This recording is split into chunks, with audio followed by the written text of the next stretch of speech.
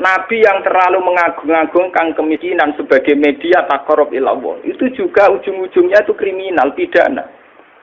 Miskin itu baik dari segi bahwa orang miskin itu tidak makan syubhat, orang miskin tidak ngambil uang korupsi dan sebagainya. Baik. Dari segi menjauhi segala syubhat haram, miskin itu baik. Tapi kamu akan merasa bahwa miskin itu adalah sebuah kriminal, sebuah pidana.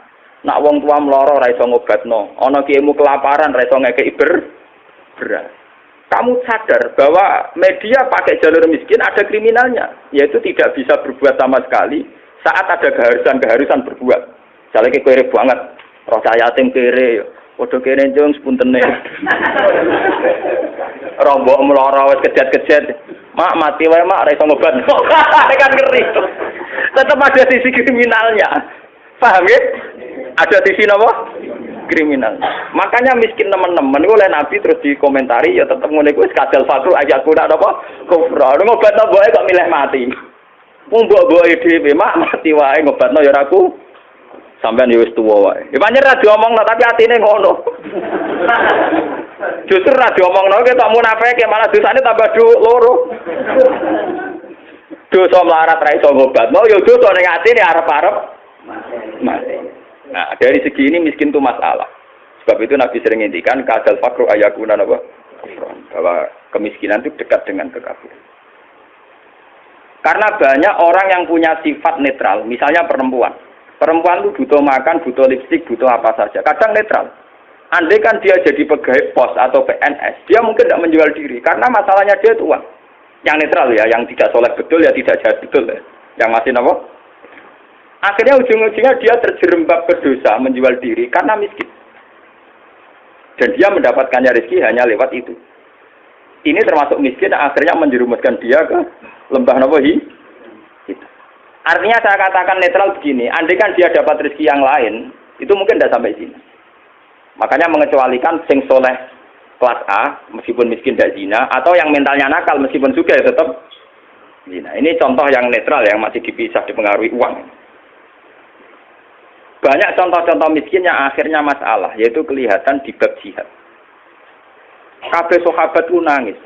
Ketika Nabi mewajibkan jihad dengan perlengkapan perang, itu sahabat-sahabat yang marah mesti nangis. Tawallau wa'yunuhum tafidu minad dam'i hazanan alla yajidu mayun fikum.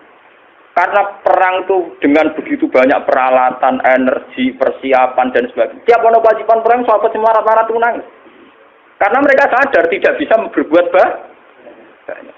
Artinya apa? Kalau kamu menjadikan miskin sebagai media taqarrub ilallah dan itu satu-satunya, ternyata juga banyak masalah. Sehingga nggak bisa ditur. Malah kalaupun ini benar, ya kata yang ngarang Burda itu tetap hikmah. Miskin itu tetap baik dari segi tidak makan barang haram, dari segi babil kafir dia baik, tidak makan barang haram. Tapi ada masalah. Lah ini oleh Burda disebut nuqtatul ilmi. Apa yang dialami Nabi Ayub banyak sekelumit ilmu, sekelumit hikmah. Begitu juga yang dialami Nabi Sulaiman. Untuk senang Allah saja kok nunggu kaya raya gitu. Mayoritas orang kan tidak kaya. Kalau untuk senang Allah harus kaya dulu, orang nggak bisa senang Allah semua. Karena untuk senang Allah harus kaya. Saya tuh punya banyak tetangga di Sarang, di Rembang, di mana-mana kalau survei. Sebagian masyarakat, kiai itu bertahajud, esok mulang Quran, bariku duha, berduha di madrasah bariku. Sebagian masyarakat yang tidak dolim-dolim amat ya, mereka orang baik lah ya. Kecuali orang nakal, manjan rasa senang kiai. Nah, kiai ramen ibadah pilih Gus. Dia orang mikir belanja.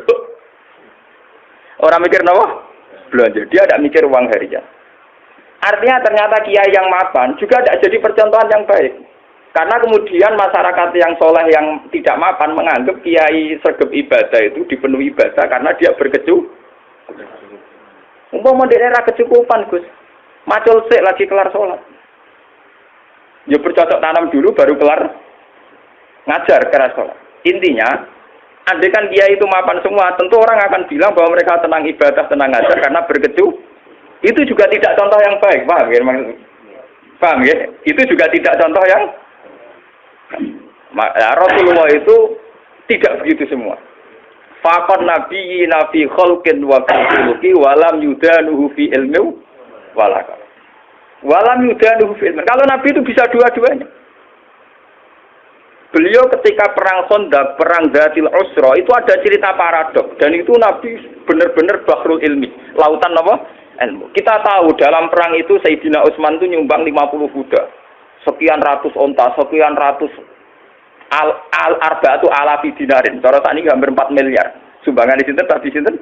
Sinten Sayyidina Utsman, Tolha, Zubair. Itu rata-rata sumbangannya di atas 200 juta. Sahabat yang miskin-miskin itu sampai kurma satu saja diisep orang dua, saking miskin. Ada yang bawa kurma satu ikat. Dan dalam perang itu diceritakan Nabi itu saking laparnya itu perutnya diganjel mbek watu. Lho umpama Nabi ku nakalan, lha opo enggak diwatu nyembelih unta sitok ibar. Kenapa Nabi tidak jalan tinta memotong salah satu kuda atau unta kemudian menyelesaikan masalah kelapa? Jadi di cerita itu kan mestinya kita sebagai kiai, sebagai ulama kan paham paradoknya. Di satu sisi diceritakan sumbangan begitu melimpah, di sisi yang lain Nabi ini kelaparan. Sampai napa ganjel? Nah itu Nabi Muhammad. Beliau sebagai pribadi yang seorang nabi, seorang rasul, dia sadar betul kalau dunia itu tidak ada artinya semua. Sehingga dia sebagai kapasitas nabi, sebagai orang dekat Allah, ya sudah dia miskin, tidak ada masalah. Tapi beliau sebagai pemimpin besar yang harus dengan persenjataan lengkap, dengan perlengkapan yang komplit karena ngadepi pasukan besar saat itu Romawi, harus lengkap secara syariat. Nah, kita ngeten ora bener kabeh. Nabi Ayub tentu tidak akan kuat ngadepi pasukan Romawi. Menghadapi bojone ora kuat. Paham nggih? Nabi Sulaiman juga tidak koordinator yang baik karena kemudian nanti yang dianggap hebat Nabi Sulaiman saja. Karena dia perang pakai pasukan jin, pasukan setan, pasukan kewan, dan sebagainya. Kapan dia didik umatnya kalau jalan pintas begitu? Paham? Mulanya dinyak Imam Busiri, walam yudanu fil bakar. Itu udah ada visi ilmiahnya. Kekuatan gitu itu udah bervisi ilmiah. Dari awal ini kita bilang kekuatan itu orang aku visi apa? Jadi gampangannya kayak pulau nih kiai melarat terus mergawe kelar mangan kan macam ono visi ilmiah kiai gitu teladan nak kelar mangan bergomer. Empama pulau tukang sulap. Sem salah bing terus sugih. Lalu kan peniru piye. Lah Sulaiman itu jalan pintas ngono iku. Mergo dekne mamimpin pasukan jin, pasukan setan. Kurang mutiara wa minas sayatini mayaghusuna lahu wa ya'maluna amalan. Setan dikongkon golek mutiara. Kurang bangunan jin kon kerja rokan nglembur. Wah, pokoke setan intine Sulaiman jalan pintas kabeh. Paham? Jadi gurune Deddy Corbuzier. Mulane dinyak, abek saya bilang umpama sisi kebaikannya Sulaiman itu hanya satu, bahwa semua kebesaran itu ternyata tidak dipakai selingkuh, tidak dipakai zalim itu saja. Tapi itu bagaimanapun hanya nuqtatul ilmi, sedikit ilmu, tapi tanpa visi. Bandingan dengan Nabi Muhammad, sing sugih ngetokno sugih, rupa-rupane iso bina Sayyidina Utsman nyumbang kekayaannya untuk perang. Sing kere koyo Rukin yo ora tomak terus njaluk sapi di sebelah sitok. Tetap dekne jihad senajan to nggawa sak gegaman kur. Sehingga uang yang melimpah dari para donatur kaya tidak nggo makani Rukin. Mergo Rukin yo nggawa bekal de. Artinya apa? Sing kere yo jihad. Sing sugih yen apa? Nabine ora kedungsangan enak-enakan nyembelih sapi. Kere bareng-bareng toleransi mbek Rukin. Lah itu jenenge bahrul ilmi. Nabi memang orang yang luar. Kulo nu ora akelah tak tiru tenan. Kulo nu piye melarat secara pribadi. Kulo sebagai ulama, sebagai wali, sebagai orang dekat Allah itu ya biasa nganggep dunia ora ana artine kan. Ojo wali cara versine sampean, wali cara versi sampean kudu keramat, kudu heboh. Wali cara Quran ku gampang. Allah seneng wong mukmin, Allah waliyul ladzina napa? Aman. Asal kowe mukmin itu senengi pangeran. Ya cuma tingkat seneng ini kan sesuai kadar iman. Iman mek ngontak ngantuk mek bingungan ya Allah senenge ya. Iman kok aman. Jadi kamangane ngene lho pangeran mek sampean jagal ini mulai kenal aku, mulai roh donga kok amen cerita kepentingane kowe iku kapan roh kepentinganku dari. Sampean donga ora nglapor kepentinganem ya. Kowe tahu donga ngene ya Allah, saya ingin melihat Indonesia yang sergap salat, sergap jamaah kan gak kepengenem yo ra utang sugih.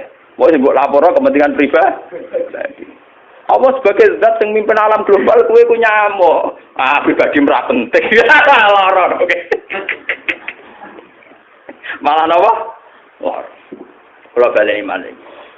Imam Busiri itu imam yang dianggap cara madhah ning Rasulullah, muji Rasulullah itu yang paling komplit berdasar ilmu apa? Hakikat. Sehingga visi kayak Sulaiman itu memang ya beliau hanya soleh gitu saja akhirnya. Tapi tidak punya visi ilmiah, visi pembinaan, visi tarbiyah. Bagaimana umat bisa dibina dengan model salafi.